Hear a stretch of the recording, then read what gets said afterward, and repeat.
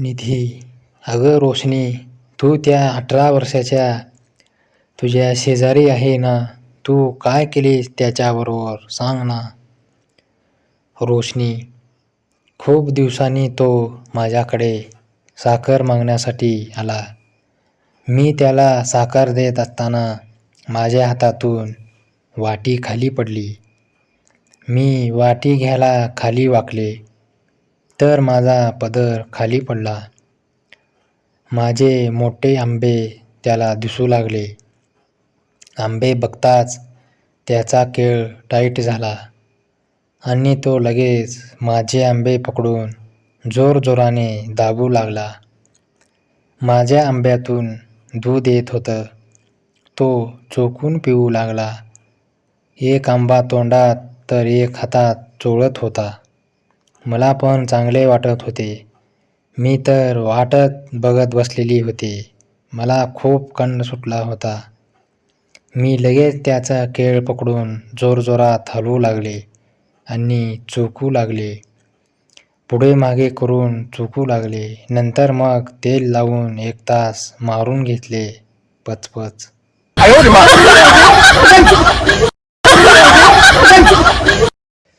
ऋतुजा.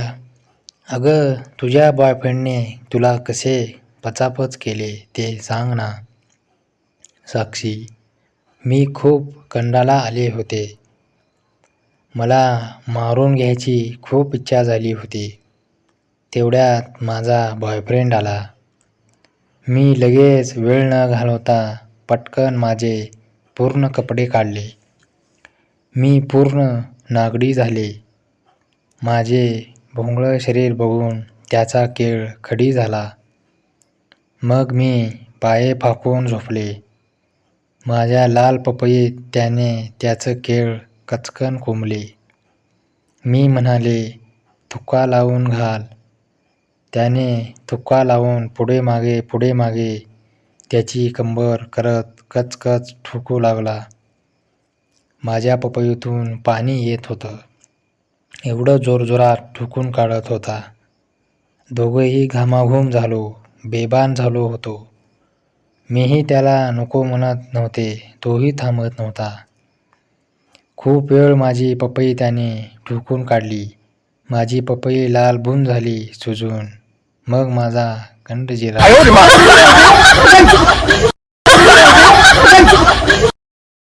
काल शेजारचे काका सॉक्स विकत घ्यायला गेले तर दुकानदाराने पहिले त्यांचे पाय सॅनिटायझरने साफ केले. मग साबणाने धुतले. टॉवेलने पुसले. मग सॉक्स पायात घातले. काकांनी सॉक्स विकत घेतले. शांतपणे पैसे दिले आणि जायला निघाले. दुकानदाराने विचारले, आणखी काही घ्यायचे आहे का? काका. विकत तर अंडरपॅन्ट पण घ्यायची होती. पण तुमची सेवा पाहून बेत रद्द केला.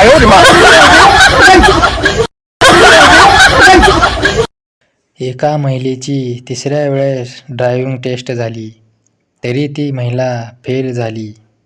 कारण RTO.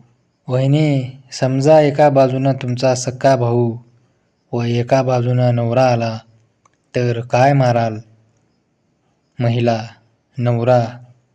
RTO. वहिनी, हात जोडून शेवटचं सांगतो की ब्रेक मारायचं आहे. ब्रेक.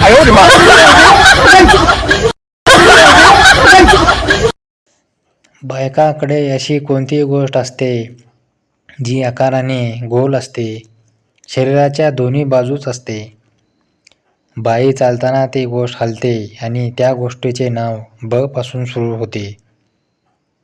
बांगड्या. कधीतरी चांगला विचार करा रे.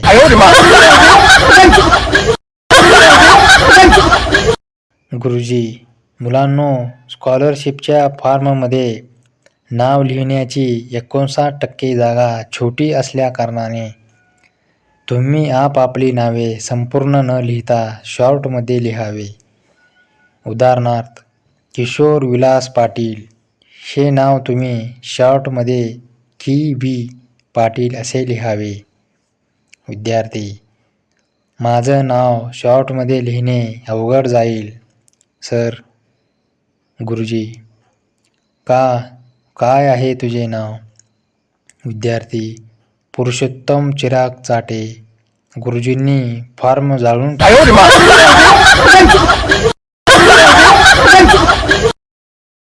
एकदा एका मुलीची चड्डी कुणीतरी चोरून नेली. तिला शेयाडी बघायची खूप सवय होती. तिने पटकन आपल्या कुत्र्याला पूच वास दिला आणि त्याला बाहेर सोडले.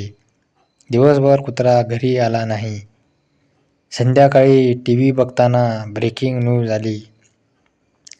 आज एक पिसाळलेल्या कुत्र्याला गोळी मारून ठार केले. कुत्र्याने 40 लोकांच्या केळ्याला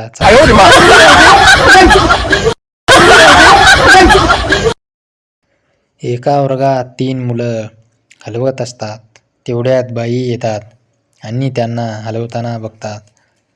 बाई घाबरून विचारतात, हे काय करत आहात तुम्ही? मुलं, बाई, तुम्ही 100 वर्ष जगणार आहात, तुमचीच आठवण करत होतो. बाई, चल घरी जा.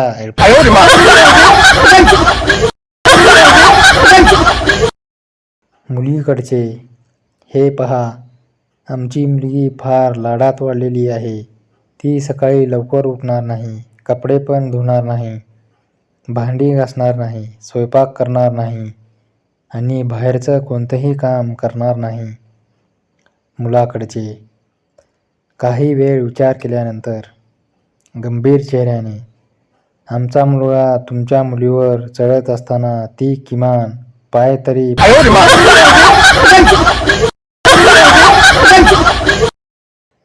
गण्या, बाबा, माझा रिझल्ट आला. बाबा, अरे वा, बघू. गण्या, दाखवतो, पण रिझल्ट बघितल्यावर सोशल डिस्टन्सिंग ठेवायचं. रिझल्ट बघून बाबांनी सॅनिटायझर लावून गण्याला चोपलं. स्नेहा, अगं शताक्षी, तुझ्या लाजऱ्या बॉयफ्रेंडचं तू कसं चोकलीस ग, सांग ना. शताक्षी, तो खूप लाजरा आहे ग.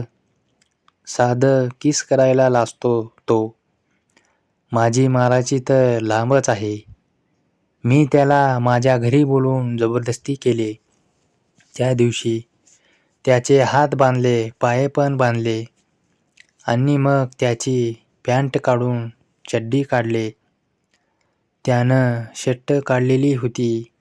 त्याचा केळ भला मोठा गोरा दिसत होता. मग मी त्याच्या केळाला धरले आणि चमडी मागे सरकावले. त्याचं लाल बुंद केळ दिसत होतं. मला राहवत नव्हते. कधी एकदा त्याचं चोकावं वाटत होतं. मग मी जिभेने त्याचं केळ चाटू लागले. पूर्ण केळाला तुक्का लावून ओलं केले आणि नरड्यापर्यंत घालून तोंड मागे पुढे करून चोकून काढू लागले. अर्ध्या तासात त्याचं बिंद बाहेर आलं आणि मी ते पिऊन आनंदी झाले.